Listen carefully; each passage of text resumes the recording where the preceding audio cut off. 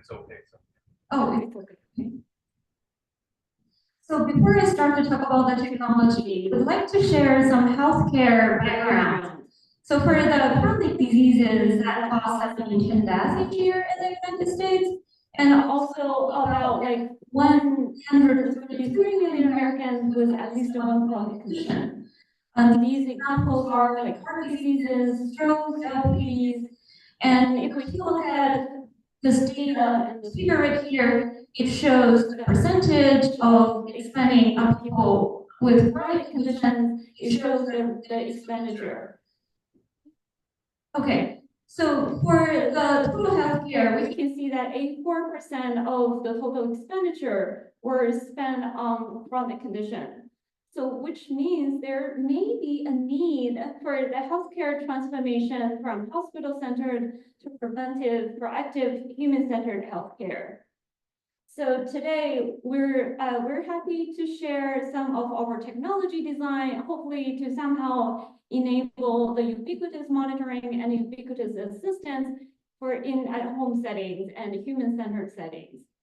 So this is outline for my presentation today. I'm going to talk about one top technology we have been developing, which is the non-contact sensing. And so which means the sensor itself is not necessary to be on the skin. And this is actually the fundamental for textile sensing. And then we're going to talk about our flexible electronics platform for embroidery electronics. And then we're also happy to share the wearable robotics design we recently have. So before we talk about the non-contact sensing, we'd like to share some background. When we talk about the body sensor network, which means how we collect human data and then connect it to the gateway node or the surroundings, we normally consider multiple components. And we need to consider sensor design, and then the design itself needs to be either wearable or implantable. We also need to consider the communication protocol and the energy and power, and also we want to consider the standard and integration for the whole body sensor network design. So when we say sensing, it means what exactly is the data we need to collect. And we have the sensors for all these type of different sensing modality. And so for the design and previously our devices were able to monitor valve potential and acceleration as well as the temperature. And so we would like to focus on the embroidery and wearable sensing. And one reason is that it's fully non-intrusive and it can be on the cloth, and then we will be able to monitor different type of signals. And for the battery, and we wanted to achieve different types of, for the battery, we wanted to achieve long-term monitoring. So we hope that we could really generate the energy from the environment instead of directly using the battery. So we hope that we don't need to change the battery every day, and we can still enable the wearable electronics for everyday use.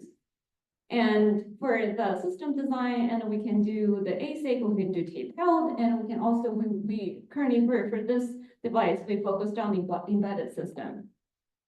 Okay, so since there are a lot of body sensor network, a lot of wearable electronics, why and how we evaluate them?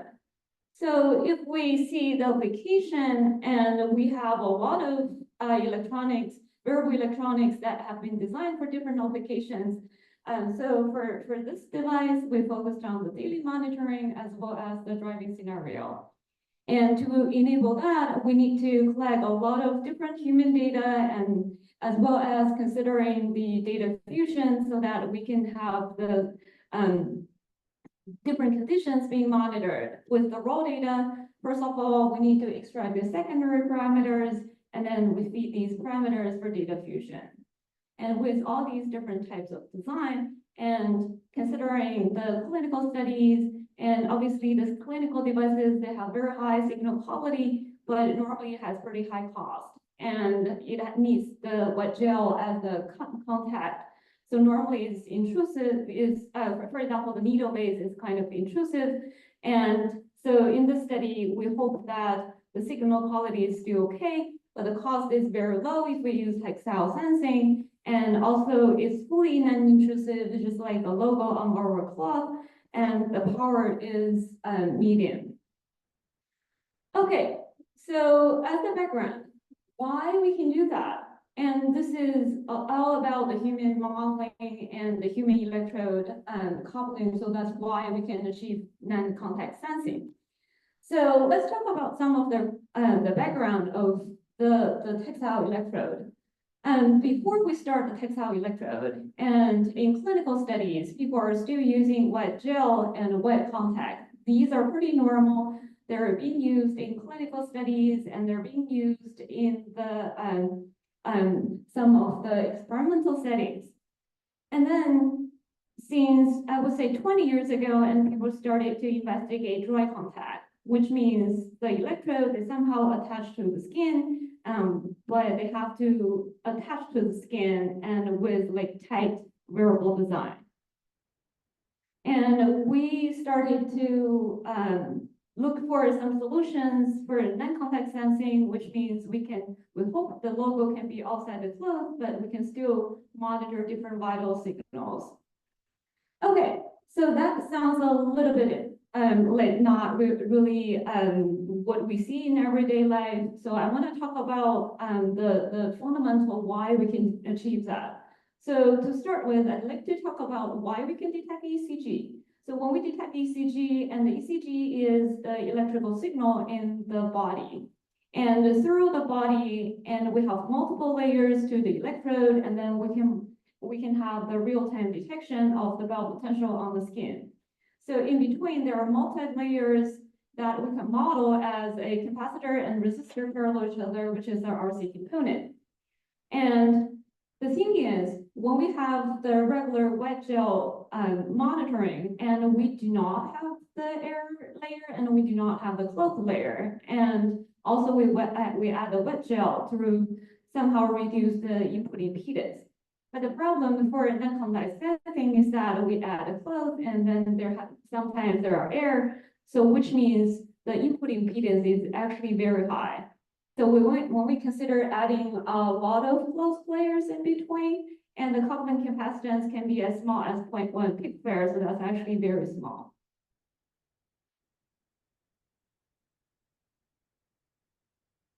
Oh, okay, sorry. Oh, okay, great, sorry. I see it's clear now, great. Okay, so then let's take a look at the signal itself. If we want to detect the ECG or EMG or EEG, they have different levels of signals. And for example, if we take ECG as one example, and they're in the range of millivolts or like 0.5 millivolts, so that is actually pretty low. So then another issue is that when we have the dry contact or non-contact motion artifacts is a big issue. So think about what we do in everyday life. We wear our Fitbit, for example. I'm not sure if anybody have the experience of wearing any wearable devices, or even use Google Fit to monitor, or Apple Watch to monitor the ECG. It's likely that sometimes it kind of gives some crazy numbers. So this is actually because motion artifacts. So why we have motion artifacts?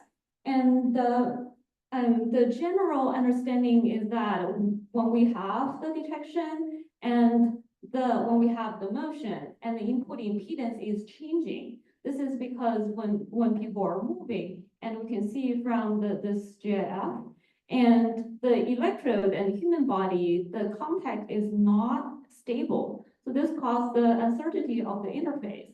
So which means in the circuit design, it also causes electrode impedance mismatch. And another issue we have when we design these textile bell potential sensing is that traditionally when we use the clinical wet gel contaction, and we have the red light circuit, which means we have the reference, and that can reduce the common mode noise. But when we have the simple design, and we started to remove the reference electrode, because that really is caused like big area. And then the problem is we are going to have more common mode noise, and especially for ECG, EEG, these type of big signals, and they can easily immerse in these high noises. Okay, and In addition to these motion artifacts, we also need to consider some other noise sources, such as the intrinsic thermal noise and the biological noise from the body and the friction and triboelectricity. So recently we studied the triboelectricity, and we find out that the triboelectricity is one of the main reasons causing the motion artifacts. Okay, so to solve all these problems, and we start from the electrode design as well as the analog front-end design. So we chose different materials, and then we study the triboelectricity, and then we generate different models to remove these generated extra charge. Okay, so we consider the tribo property of these materials, and also we want to improve the humanity of the electrode. And we also hope that we understand the noise properties very well, so that in the circuit design and in the signal processing, we can consider these noise properties and remove them. Okay, so the goal is that we would like to reduce the motion artifacts from the electrode level. So because normally people still, they get the signal and then they would do adaptive filter or some other signal processing to remove the motion artifacts. And to achieve that, the next strategy is of course from the analog front design, because that's the one step before we start the signal collection. And to achieve that, we need to achieve we need to consider different issues, including the high interference to solve this problem. And we will need to design a circuit to have high common mode rejection ratio. And also we need to design the active shielding. And the second major issue is the offset and saturation. This is actually one of the biggest issue, because you won't have signals, and it means all the signal processing methods would not work if you do not have the signal. Normally, these type of saturation, based on our experiments, they show that they normally from the motion, so which means we would call them triboelectric artifacts. And with these understanding, we'd like to show our results and the device. Okay, so this is one of the example we developed in previous years, and this is the final design, and we could couple all these high input impedance design, and by using forward feedback circuit, and then we add the wireless communication, and finally we came up with this button-like device, and that can do non-contact sensing. Okay, so I would skip the detailed circuit design and directly show the results. I think this is the most exciting part. Okay, so we did the ECG sensing, and we did the EMG sensing and EEG sensing, and we were able to detect the ECG from 19 layers of cloth, and we can still see the ECG. And we also did the upper limb movement and eye blinking, and from using this electrode, this design, this high input impedance design, and we were able to monitor the EMG signals as well.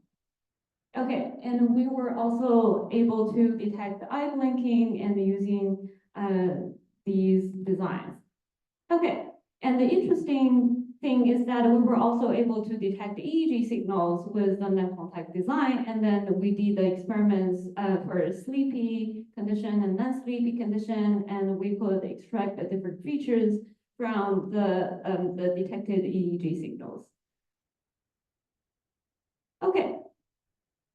So with that, with these understandings, we further developed the Textile platform, and we hope that we could design the Textile version of the ECG. And for example, at UVA, and we have the Cavalier logo. And I believe at different universities, and you may have different logos. Our idea is that we're turning these logos into functional devices, which means if you have certain needed devices. So for example, today I want to measure my ECG, or maybe tomorrow for dementia patients, we'd like to measure their gaits and their behaviors, and we can quickly design these embroidered electronics based on our given platform.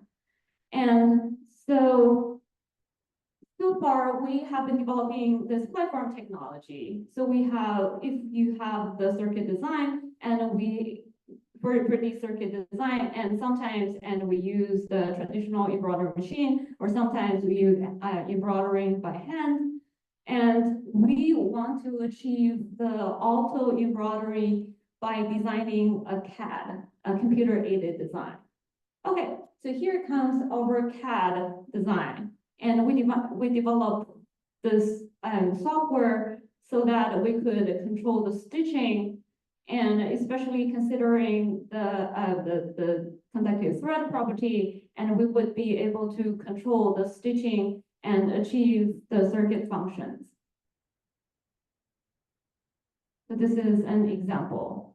Okay, so then here is actually the stitch generating using our software and from this given circuit design. So we were able to generate stitching using our CAD model. And so here is a video shows how it works. So you can see for this flexible design and with the stitching, and we can still detect the ECG very clearly. And this is a fully textile electronics. And the signal is actually pretty clean. Okay, we also tried other systems like the flexible GSR, and now our students are doing the sweating sensor, and we put all these design embroidered circuits into our library. So that is the exciting part that we want to talk about, which is the cloud manufacturing network. We'd like to put all these CAD models as a cloud manufacturing network, which means everybody as a user, you can log into our cloud manufacturing network, you can download these stitching. And if you have a embroidery machine, and you can directly have these stitching pattern, and which is normally when we do 3D printing, and we know that we submit the G code to the system, and now we have the embroidery machine's G code, which is called EST or DST file, and you can directly use the DST file for having these circuitry embroidered on our own clothes. And we're happy to provide all these devices and stitchings. They're going to be all open source. Okay. And here is the cloud-based EDA, which is the electronic design automation software. So that is the workflow we have so far. Okay, so with that, with the understanding of textile sensing, we'd like to extend our research to actuation. So that is a new project we started about 3 years ago, and we started to design new textile robotics. Okay, so the robot we have been designing, we call it SURE, which is soft upper limb rehabilitation robot. So before we start that, let's talk about the background. So for stroke patients, normally they need to do rehabilitation within the 6-month rehabilitation period. So normally they need to go to the hospital and take the rehabilitation program. And also, if we take a look at all of these traditional exoskeletons, and people need to wear these medals, and also these medals are well programmed, so they can achieve the rehabilitation program. And the major issue is for a lot of people, these are not very convenient, and also sometimes they have to drive to the hospital. So we want to design new technologies as ubiquitous assistance. And especially for a remote area, we want to reduce the healthcare disparity for these low limited resources settings, like some remote areas. So that's the background.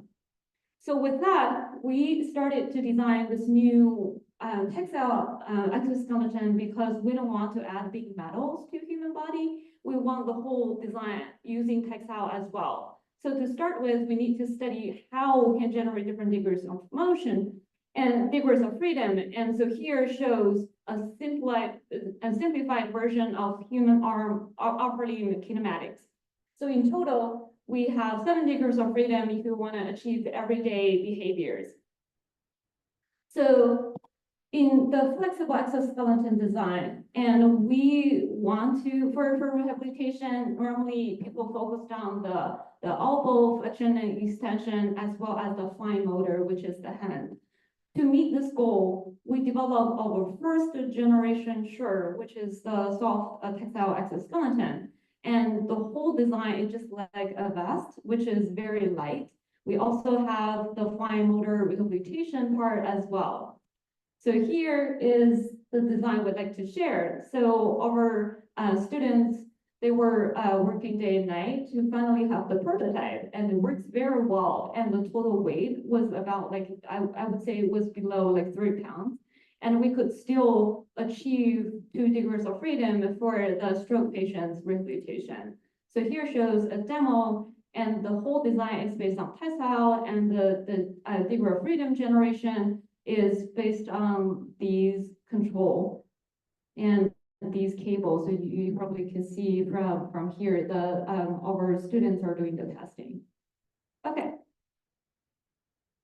Another device we'd like to show is, we call it treble walk, which we also utilize our understanding of treble electricity and as well as textiles. So we kind of design these sole, and we can monitor like gait during different stages. And the interesting for this design is that we're turning the treble artifacts, which is a harmful phenomenon to signal processing, and we are turning these phenomenons into energy harvesting. So we're achieving self-powered devices.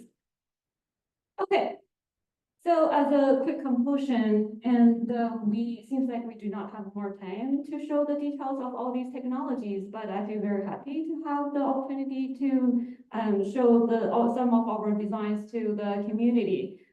So as a quick conclusion, and we hope we could really develop these ubiquitous technologies with high accuracy, and they can be used for everyday health and everyday rehabilitation for certain patients. Also, we want to consider the healthcare disparity, and especially in the technology design level. And we found the technology deployment to the real families, and that is also a challenge, and we do need to consider human factors in the design. Okay, so we'd like to appreciate all of our sponsors, and these projects are funded by 3 National Science Foundation projects. We appreciate your attention and any questions. Okay, thank you, Sarah, for the interesting and inspiring talk. So now we are open to the questions. I had a quick question regarding. I have a question for you. So Sure. The cloud platform is very ambitious, and it's a very big project. Yeah.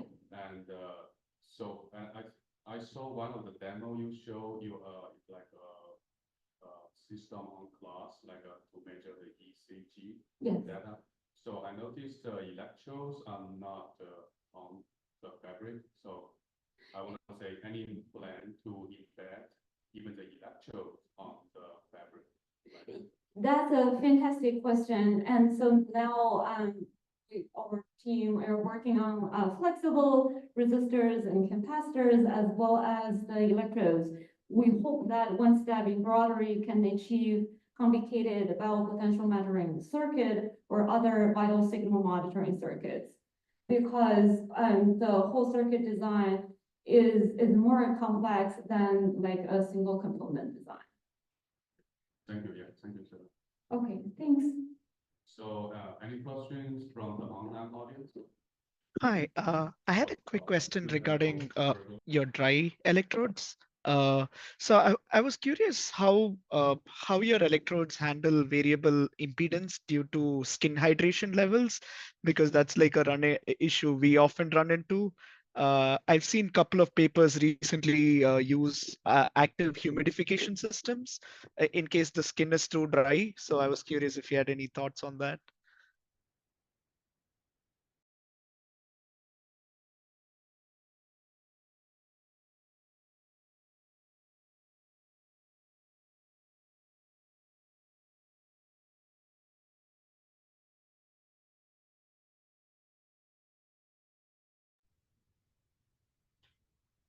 Hello?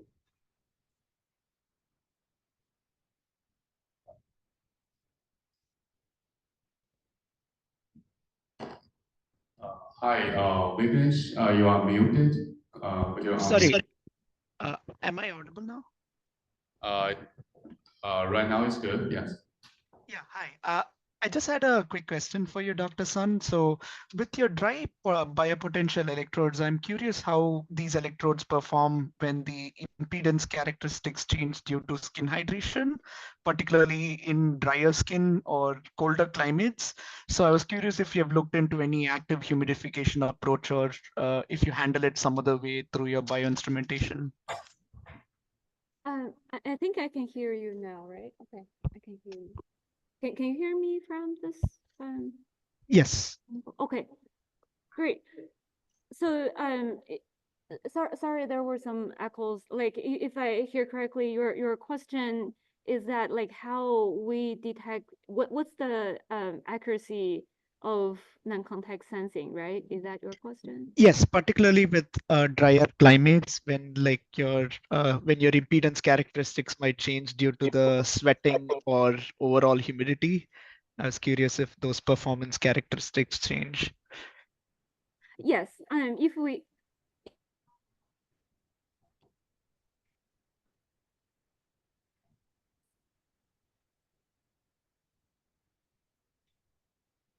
Okay, maybe I can answer here easier. Sorry, there were some technology disconnection. So it seems like you are interested in like how the signal accuracy is during motion artifacts, right? Like the large motion, that your question. Yes, that along with dryness, skin dryness. I was curious if those affect. Yes, that's a fantastic question. I think the impedance stability, I mean the input impedance stability is still a big issue. And for example, in dry condition, and if you have larger motion, and obviously the more charge will be generated, so which means we're going to have more electricity charge. So that would cause a lot of the inaccuracy issue. And also if you have large motion, and if the connection is not good, and you still have like all these problems. So I think overall, to briefly answer the question, I think there needs to be strategies from multi-levels, and which means we need to consider the circuit design. We also need to consider the wearable design, how we make the connection. So far for our technology, if you have the wearable design and everything is designed well, and we could achieve the clean signal. But in such conditions that you have like huge motion or the connections were accidentally not good, then still there would be some motion artifacts. Got it.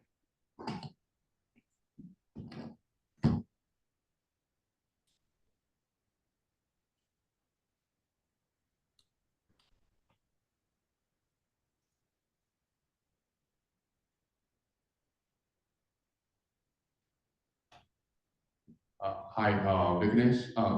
Could you share your screen and? Sure. Sure, I can get started. Is my screen visible? Yes. Okay,